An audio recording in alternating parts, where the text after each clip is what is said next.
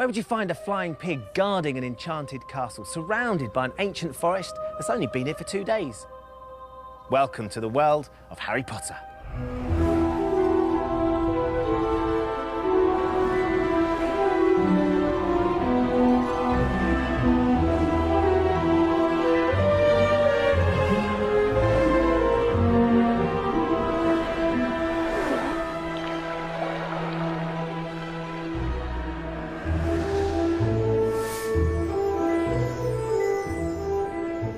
We've come behind the scenes during filming of Harry Potter and the Half-Blood Prince, the 6th film in the series. And the most exciting thing this year is, I'm going to be in it. In this special programme, we'll be talking to cast and crew about the stories behind the story, meeting some new faces, Merlin's beard!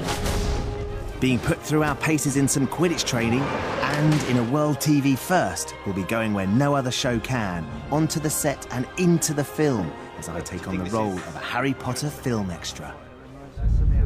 But first, let's catch up on what happens in this eagerly awaited chapter of the Harry Potter story.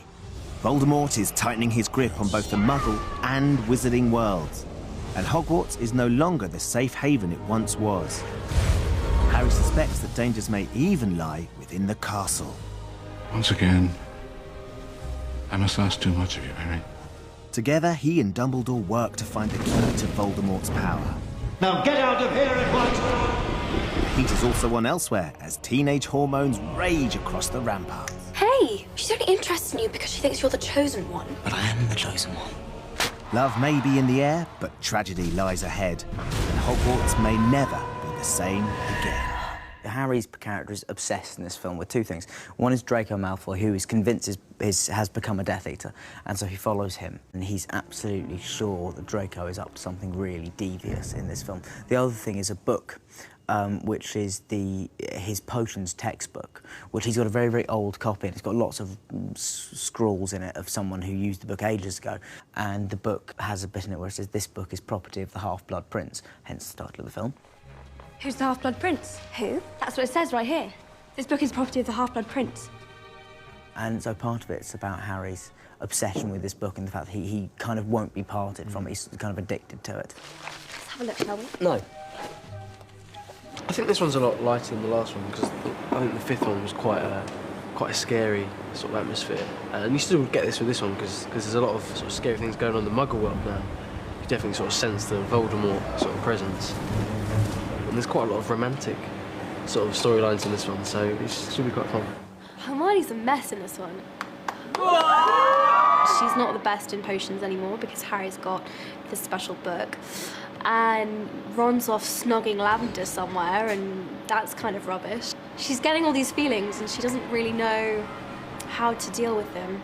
She's definitely struggles. Yeah, she's out of her depth in this one, which is really nice because you see a kind of much more vulnerable Hermione, I think. And the film sees Harry's old adversary, Draco Malfoy, rising to a dark challenge. He's always envied Harry for being the all-seeing, all-dancing chosen one, so this is his chance to be the equivalent on the dark side, so he revels in it. There are over 80 different sets on Harry Potter and the Half-Blood Prince, some that we know and love, some that are new, some that are inside, some that are outside, and some that are supposed to be outside but have been built inside, like this one, Diagon Alley.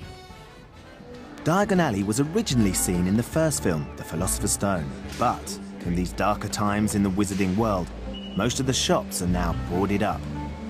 This is the street in which I'll be working as an extra, so while they get it finished, I'm off for a fitting with costume designer Shani Tanim. So, Shani, I've come in for my costume fitting. I understand you know which character I'm going to be. Yes, you're going to be an extra in Diagon Alley, one of the dad. One of the parents? One of the parents, and one of the dad going to buy books.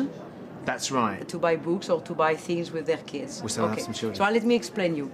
Because Diagon Alley, we just have the normal public of Diagon Alley. This is just the male, because you are in the male dressing room. Of course, yeah. This is all the male that we have in Diagon Alley. All the so different Diagon Alley start a little bit like Soho, and then go up to sort of Oxford Street feel. So I'm at the Oxford Street feel. Yes, because you are one of the dads. The respectable dads. So I'm going to have to fit in with these guys? Yes, so because you are sort of a good-looking man, I'm going to try to dress you slightly down. Oh. Then you will fit with what we think is a wizard dad. OK, wizard dads aren't very good-looking?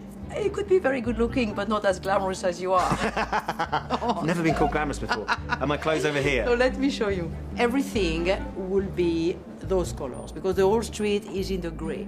Grey green, grey blue. All the colors have a grey base. And what I would like to see you in black. Right. Or in brown. I would like to see you or like that, or like that, because I think that first, it will fit you very well. Right. Second, it will fit with the rest of the shop and the rest of the extras. And you've kind of got to blend in with them as well. I can't say that. Yes, you do. You cannot be that special. Sure. You will be special, like each one of our extras, but you won't be that special.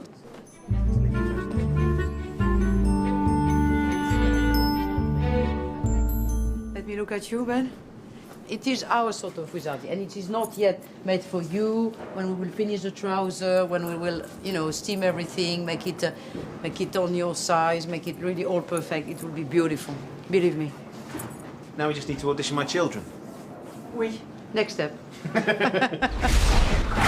Coming up after the break, we discover how the filmmakers did this to one of London's most famous landmarks. And we meet the new potions professor, who may hold the key to the secret of Voldemort's power.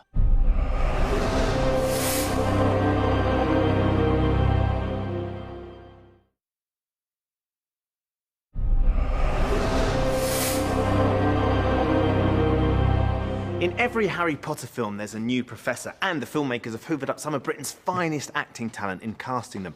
Now, I've come down today to meet Professor Slughorn, who's Hogwarts' new potions master, and I've been told to hang around here.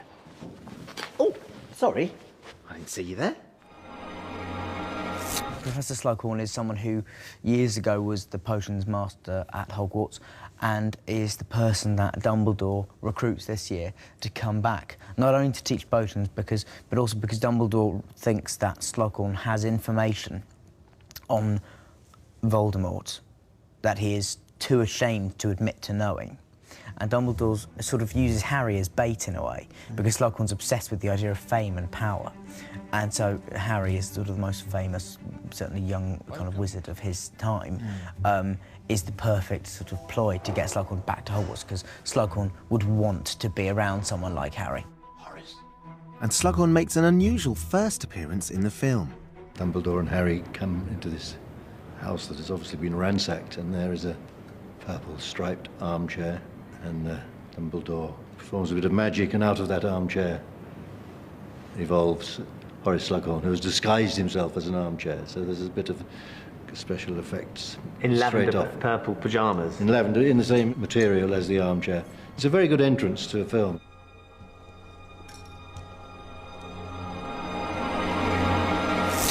Merlin's beard! No need to disfigure me, Albus. So how do you get a chair to turn into an actor? Working with an actor like Jim Broadbent, it just seemed the logical thing to let him drive the performance rather than come up with a slightly cartoony sort of caricature in terms of a chair. Here's a mega $1 million Hollywood movie, and we basically put him on a plank of wood and sit him on this plank of wood. It's a little bit more elaborate than a plank of wood. But it's kind of a plank of wood. It's a shiny plank of wood. It's a shiny plank of wood with two guys operating it. And it sort of springs him up. I just said to Jim, you know what?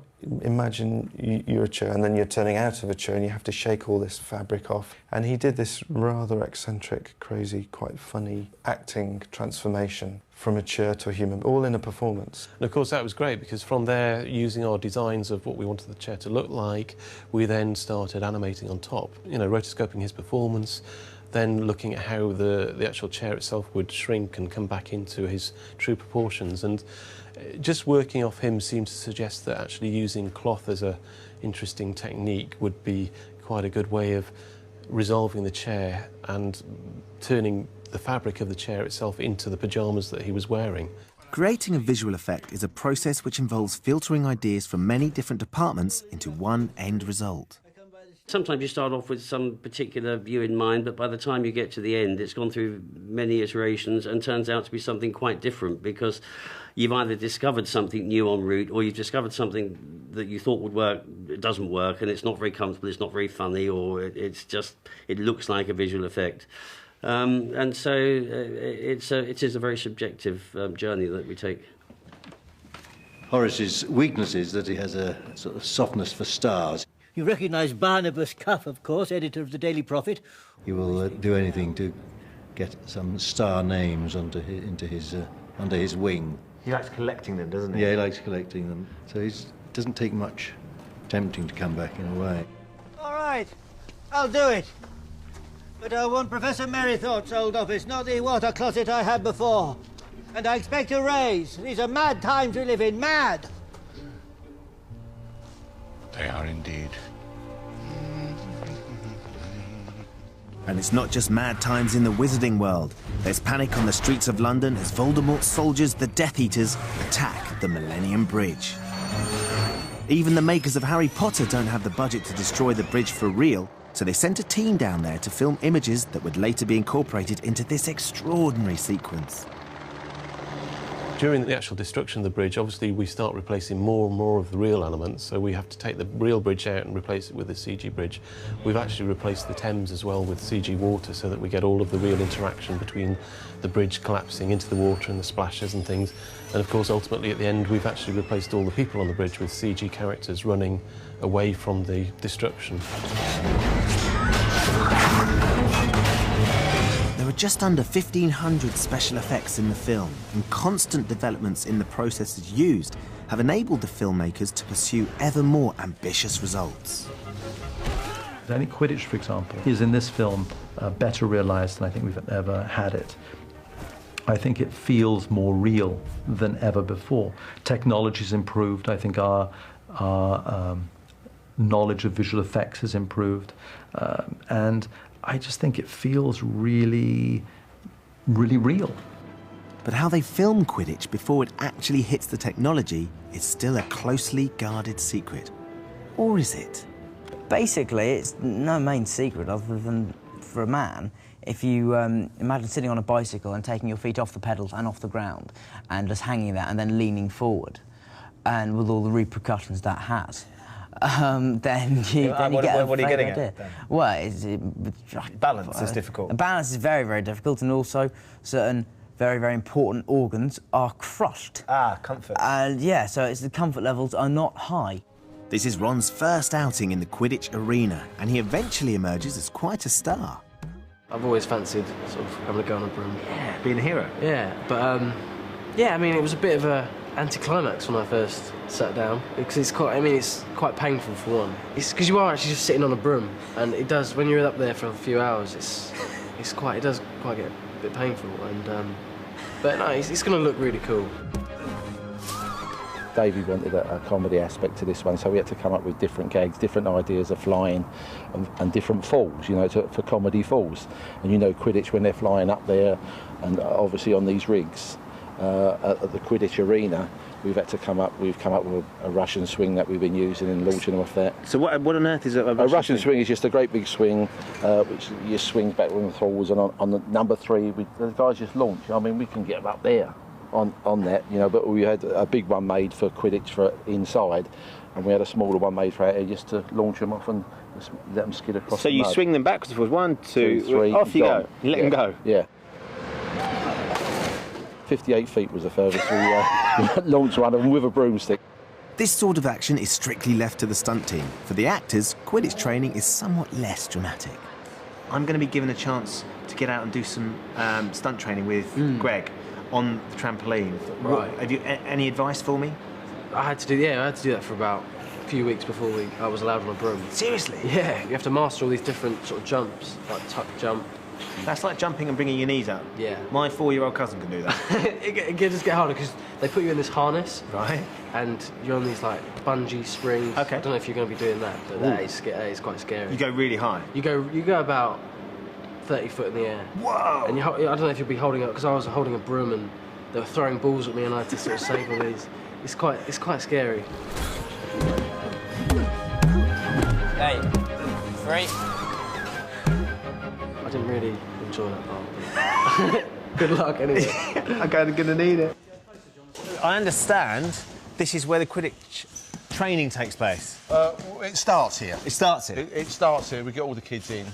And we basically just play with them on the trampoline, on the floor, in the gym, just to get some movement and some timing. And these are obviously the equivalent of the quaffle or... Correct, yeah. Just a softer version for this, just in case it catches you in the face. And So look, you've got a harness up there as well. Yeah, this is what we start everyone, all the people who've been playing Quidditch, we start them in that just to get them bouncing up and down so they're safe. If they make a mistake, we can just hold them off the tram. Excellent. Dave, just come down, we'll take your shoes off and we'll put you up in the harness. This is good. Start ringing the bells. That's it, good. Trying to catch him on the nose. Which I do quite often. Not the nose I'm worried about, Greg. Watch your nose this time. Here it comes. It's going to take a lot more than practice to get me match fit. I think I'm going to need some of this. It's a curious little potion known as Felix Felicis. But it is more commonly referred to as... Liquid luck. Yes, Miss Granger. Liquid luck. Desperately tricky to make, disastrous should you get it wrong. One sip and you will find that all of your endeavours succeed. At least until the effects wear off. Now, this is a wonderful set, one of the many wonderful sets, Dan, but can you just tell us what's going on? Basically, in this scene, this is the first time we see Slughorn teaching, and we're all making potions, and it's a notoriously difficult potion to make, and we're competing with each other to win a bottle of this stuff called Felix Felicis, which is liquid luck, which means if you take it, all your endeavours will succeed. And so we're all competing to get it, and Harry follows the scrawled instructions of the Half-Blood Prince in his book and makes the perfect potion.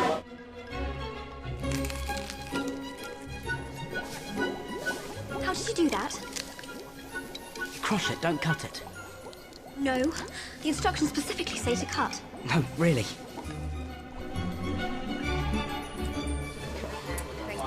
Now then, how are you? I'm all right. How are you? Not that I'm suggesting it's not an interesting book, or even attractive, but what's going on with the hair? This is Hermione in her final stages of potion madness, and she's meant to look a little bit like Medusa at this point. Hermione really, really, really wants to be the best and make the best potion so that she can win the prize, which is this little vial of liquid luck. She just gradually gets more and more frustrated and desperate as the scene goes on. Because it's very unlike Hermione to be getting things wrong as well. Very unlike her. She hates it. She hates not being the best. Hates it. And watching Harry doing everything against what the recipe says. But getting it right is just too much. He's top of the class. He's even better than you, Hermione. Slughorn thinks he's a genius. Oh. I'm very impressed at the fact that Hogwarts, this school of witchcraft and wizardry, uses gas for their Bunsen burners. Interesting. You can't beat gas. Very strange thing that they've done. You can imagine Dumbledore on the phone to the gas board. Yeah. What time will he be round? You know, just check the meter. Dark times lie ahead, and later we'll be finding out why when we meet Draco and Greyback, both working some bad magic. Plus, we'll be catching up on all the gossip and finding out who's snogging who. Excuse me, I have to go and vomit. But after the break, I'll be stepping into the film as an extra. I can't wait. I'll see you in a bit.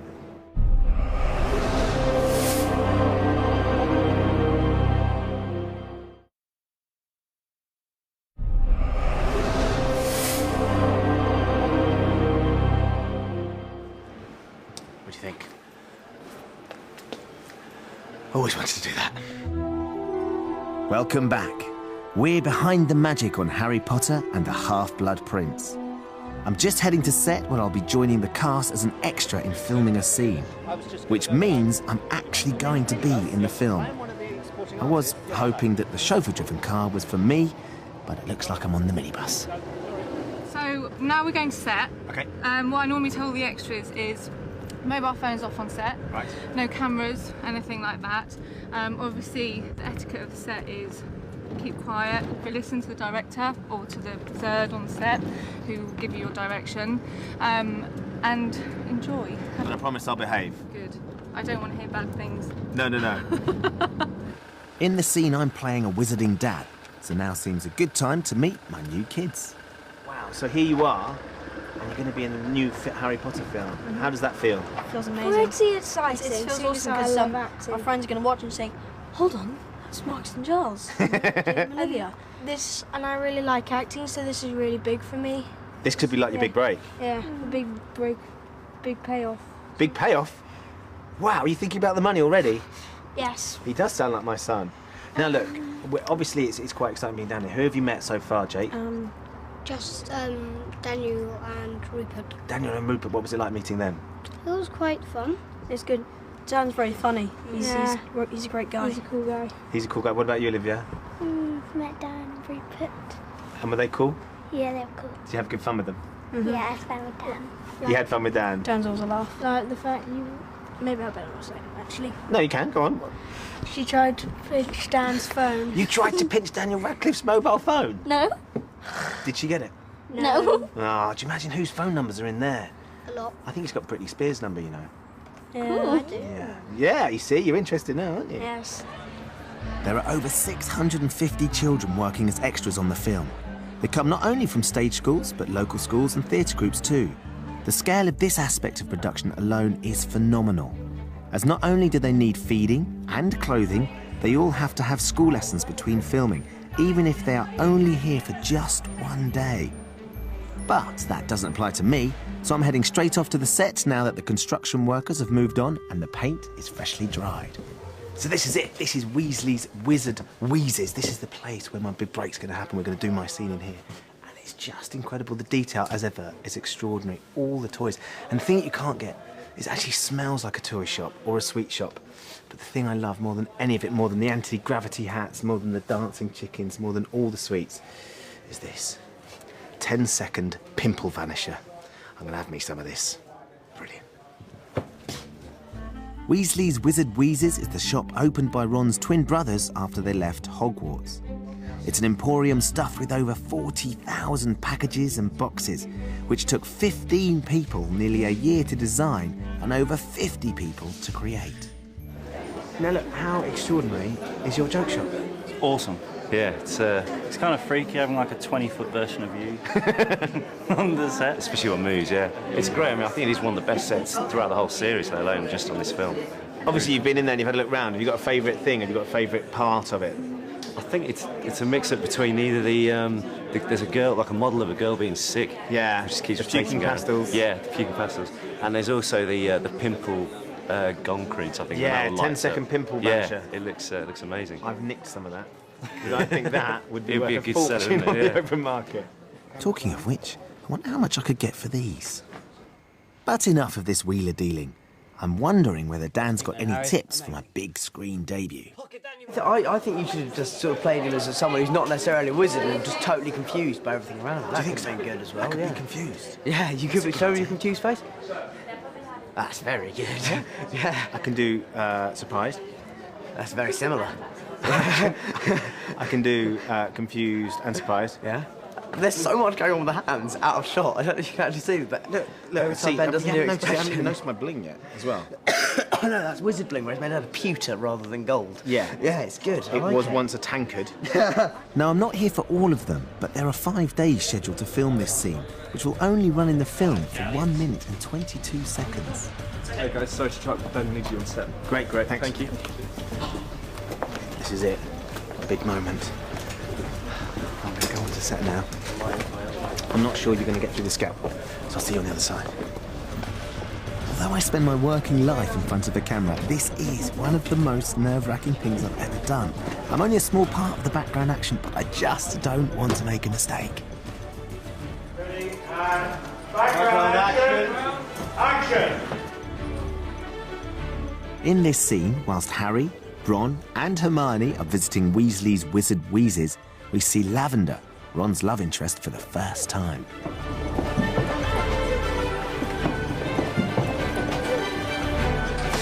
Into the cauldron, handsome.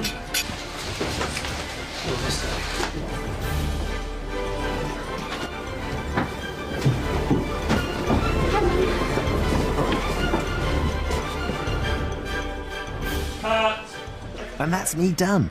I wonder what director David Yates thought of my performance. Now look. Very good. Listen, I've seen some first days, and that was one of the best I've seen. Really, very, very good. You're a real pro. Do you think so? Yeah, very natural, but vivid. Which is an important part of it, Completely, isn't it? yeah. You sort of blended into the background, but then you kind of made that character your own. So it was good. It was really natural, actually. It was perfect. For those 5 seconds, I kind of owned, For those 5 seconds. owned it. Do you think that was 5 seconds of Harry Potter? But this is what I was saying. Prime that I will always be in their film. You will be in there forever. When people watch it on the telly and on satellite in years to come, you'll be there to show your grandkids. How cool is that? So that went well. Was Ben any good to be? It's not actually going to be used, though, is it? His stuff. He did, yeah, all right, yeah, I think so. After the performance given here today, he should be banned from all forms of media. It's a good job we were in a joke shop, really. It's lovely to meet him. It was all right, yeah. I mean, nothing special, really. Just don't think he's really cut out for the whole extra thing. Definitely stick to presenting, yeah. Thanks a lot, guys. I'm sure they're joking. You can make up your own mind after the break when we'll see the finished result. Plus, we'll be getting back to more serious matters as we discover how the dark forces are threatening life as we know it in the wizarding world.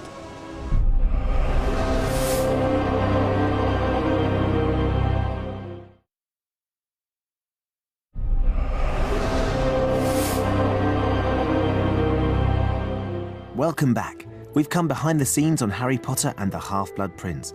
Everywhere you look, there's some form of magic, the darkest of which has its roots in the orphanage at the end of this street, which is home to the young Tom Riddle.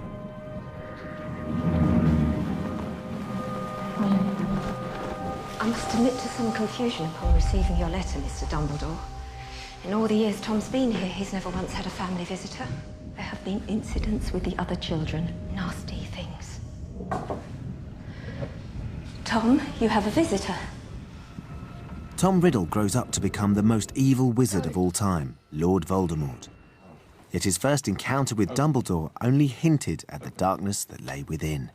There's this little boy in a sort of nursing home or a boys' home, and I go and talk to him. He seems to be odd, and he's played by Ralph Fiennes' nephew.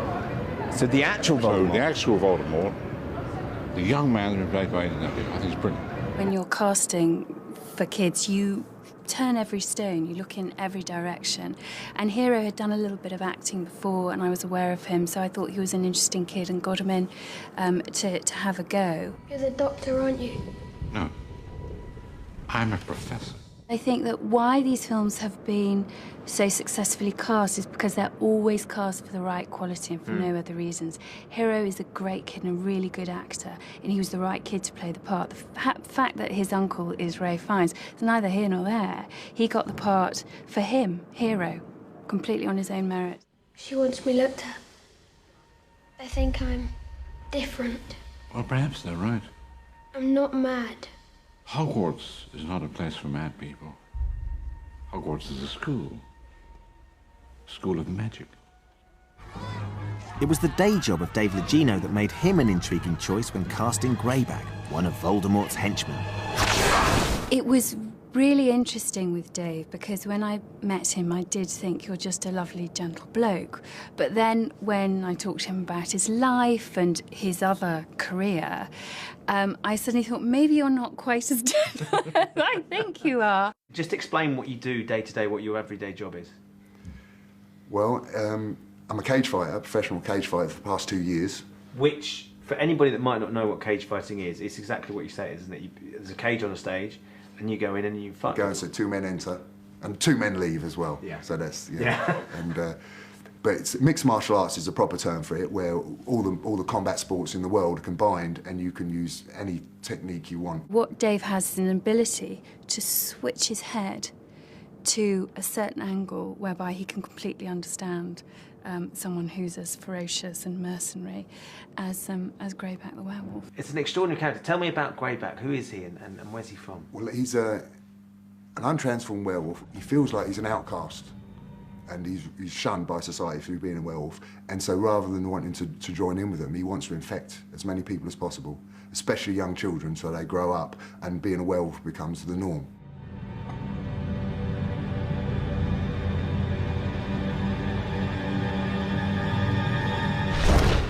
He's a world champion kickboxer. That's right, cage fighter, yes. So I sort of... In real life? I've met him. He seems quite an amiable man, but I didn't go too near him. Close. He looks terrifying. He looks like a shark, that sort of dead-eyed. Piercing. And so I stayed well away from him. He's a big, tough guy. Oh, I could have him, you struggle. Yeah. But I've almost no idea what the guy actually looks like. Seriously? I've only seen him once. It doesn't matter how close you get to Dave, you can't tell what's real and what's not. Even though I've met him in the flesh and he's a lovely guy and a very handsome chap and all the rest of it, I cannot look him in the eye when he's fully robed up. Really? No, it's terrifying. But off screen, these two have actually found something in common. Well, I've become friends with Tom. I tell people I've got this, little blonde in my trailer, but it's actually Tom Felton. And we sit there, we both play guitar on a night shoot. So there's him dressed as Draco, you dressed as Greyback, and I've got strumming my a little bit of harmonica harness around my neck, singing some Lynyrd Skynyrd. Yeah, it's good. That's an interesting image.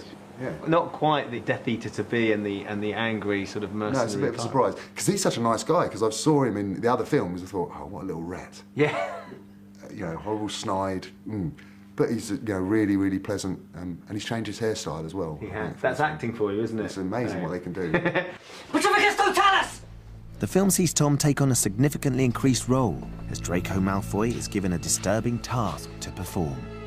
For Malfoy, this film, he's the flip side of Harry in a way, because he's become the chosen one. Voldemort's chosen him. So the force of evil versus the force of good is mirrored in Harry and Malfoy being the chosen one. He doesn't have half the heart of Harry, and admittedly, it's quite a different scenario he's found himself in. But it's a tricky one, and sometimes he's all for it, and other times he's petrified at the thought of it. So he's back and forth quite a lot.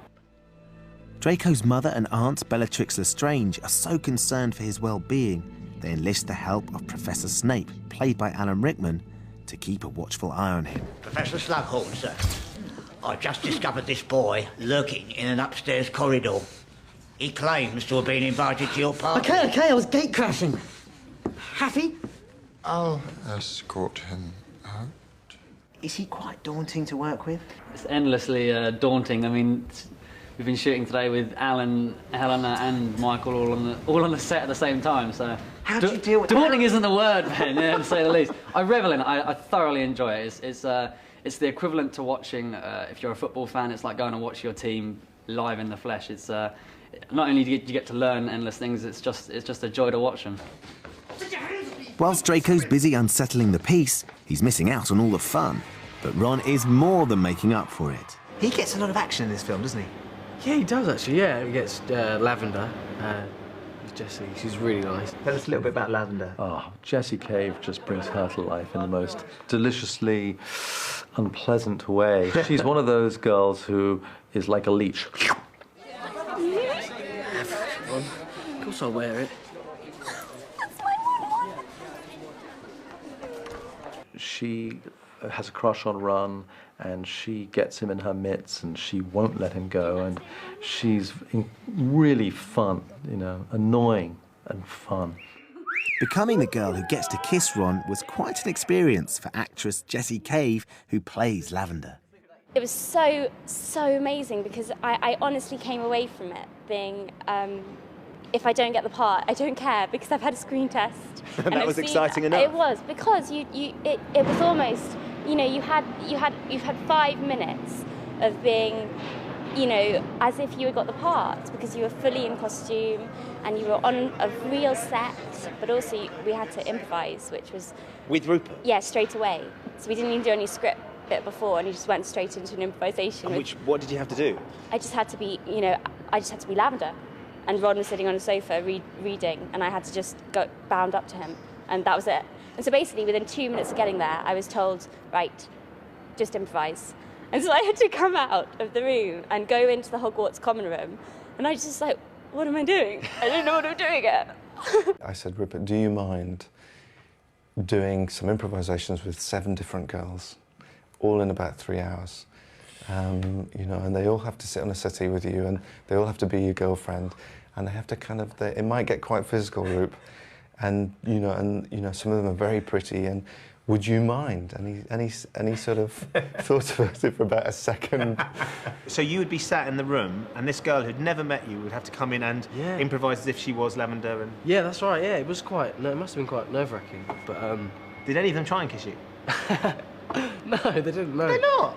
No, it was just. I think they were quite nervous, but no, it was quite. It sort of brought me back, sort of reminded me of when I was sort of auditioning. It is quite a scary experience. You know, when someone who hasn't done much acting before comes into a room and it's Rupert, Rupert's quite famous, obviously, and a lot of people, you know, young actors get a bit starstruck, but he was brilliant with them, and there was just a natural chemistry between Rupert and Jessie.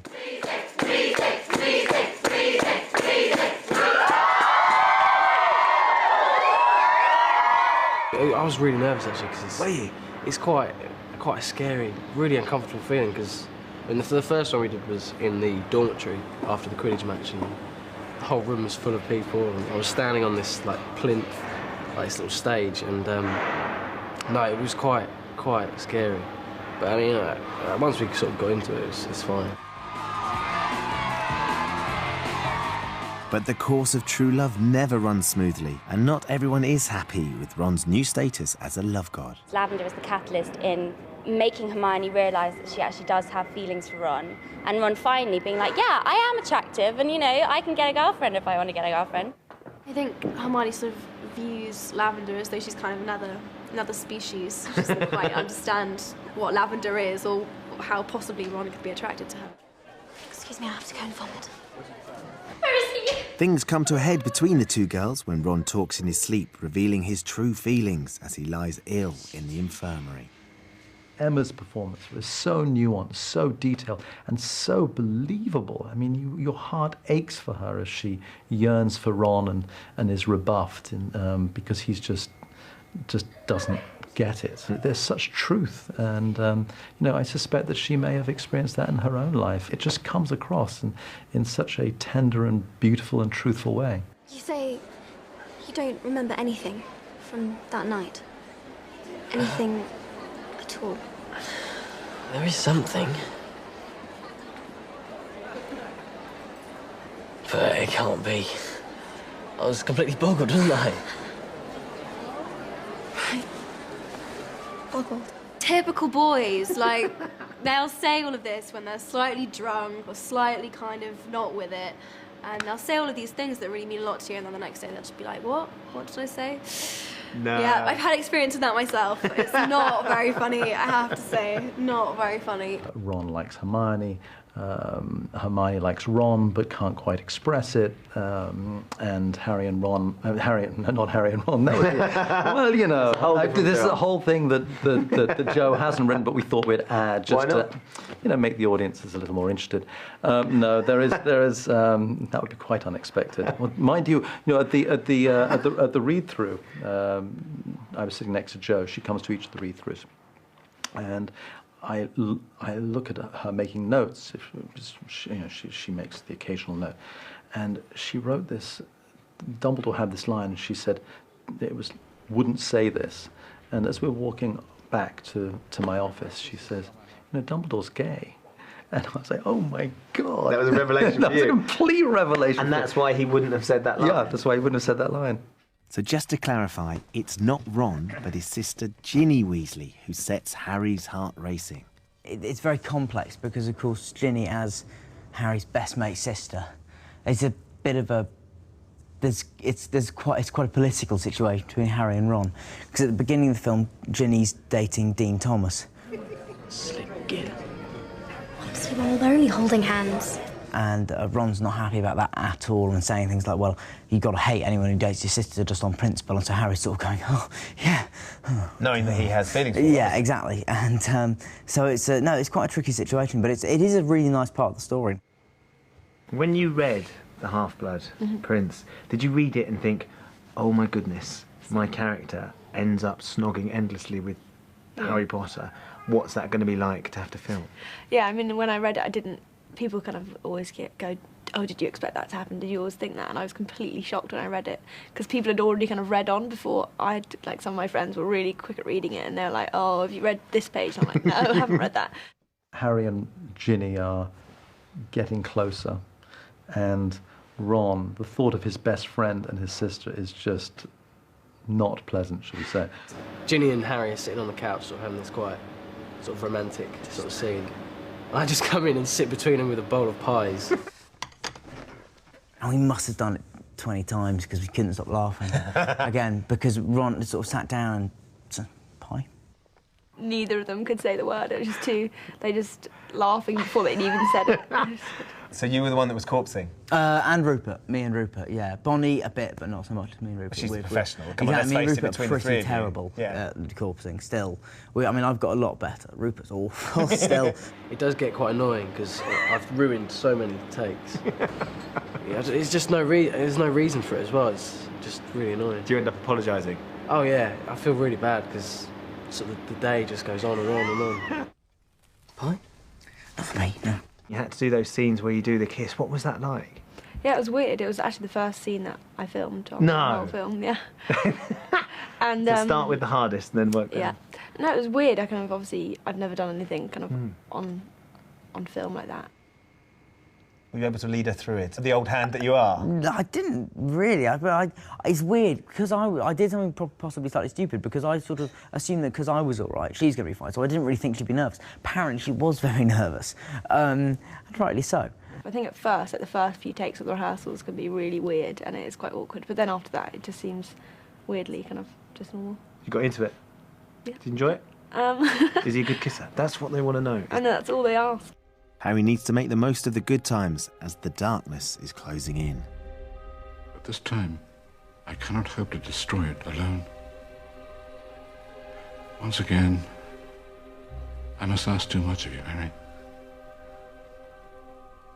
Harry and Dumbledore's relationship changes in this film from being some teacher and student to a general and a foot soldier. And Harry's totally willing to do anything he can to help Dumbledore, because I think the main difference this year is that whereas before, Harry's always talked about, you know, wanting to fight Voldemort, I'll kill him, I'll kill him, and all that. Well, you won't. But this year round, he's actually doing something towards, and he's actually taking action under Dumbledore's instructions. Take my arm. What is it that Dumbledore and Harry are trying to achieve in this film? Why are they? They're trying to achieve sort of goodness, aren't they? Trying to get rid of Voldemort, that evil pig. Hogwarts is under threat. It's no longer the safe haven it once was. Harry does in the end find out this mysterious secret that Slughorn has been holding, and goes to tell Dumbledore, who now realizes the extent of Voldemort's evil, and he and Harry go off in search of this very vital element that could help Harry in the end overcome Voldemort. One of the climactic scenes in the film finds Harry and Dumbledore in a vast cave, so huge that it was impossible to build a whole set large enough or find a real location. It proved to be one of the biggest challenges ever faced by the visual effects team. The scale that he wanted to achieve was enormous, and so what we requested was a practical island to be built that the actors could work on, and the rest of it was green screen. So everything was recreated from the cave itself to the water surrounding, you know, the island and the lake they have to travel across in the boat. How complicated was that? Because that's because we're on a high island that's supposed to be made of ice, and it's all made of, you know, special effects stuff. Very dangerous, you skid on it. And they first of all suggested that I wear a harness. Being a proper theatre actor, I wouldn't dream of such a thing. So I spent a week up on this slippery mountain made of glass, me and Daniel. Yes. Being very butch, and we did very well, I think. Normally, green screen is not a problem in the slightest, but when you're having to imagine such a vast space for such a pivotal moment in the film, you do kind of start to doubt yourself and think, oh, I wonder if I'll be able to actually create this in my head. It's amazing. So even at this stage in your career, you still find that fascinating when you eventually see it? Oh, yes. Yeah, absolutely. What about the process of doing it, though? Do you enjoy... Well, that can be a pain. Yeah. The whole environment we've created on this particular scene is like nothing I think you've seen before.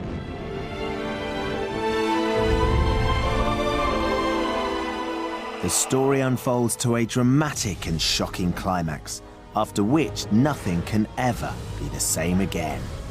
And that's about as much as I can tell you without spoiling it. But before we go, there's one more thing you need to see, and that's my bit. Earlier in the programme, I was lucky enough to walk onto the set and into the film as an extra. And here is the finished clip. How much for this? 5 galleons. How much for me? 5 galleons. I'm your brother. 10 galleons. Come on, let's go. I run. Hi. What do you mean you missed me? Pay attention. Come on, let's go. There, that's me. What, you missed it again? Come on, let's go. Stop! Just there. I run. That was so great. I can't believe it. I've been on film sets, so many film sets, so many times. I've been, for the last 3 films I've been here, to actually have a part. And one of the little kids that I had, Olivia, got really nervous. She was saying, Ben, I've got butterflies. And it started making me nervous. Even though it was 1 second of one frame, of one film, we were there. I was in it. And I'll be able to show my kids that and my grandkids that. I'll be able to look at that in 80 years' time and just see, that was me. What do you mean you missed it? And we can go back and watch it again and again. And that's just so exciting. As a fan, as a film lover, that was a really, really, really special moment.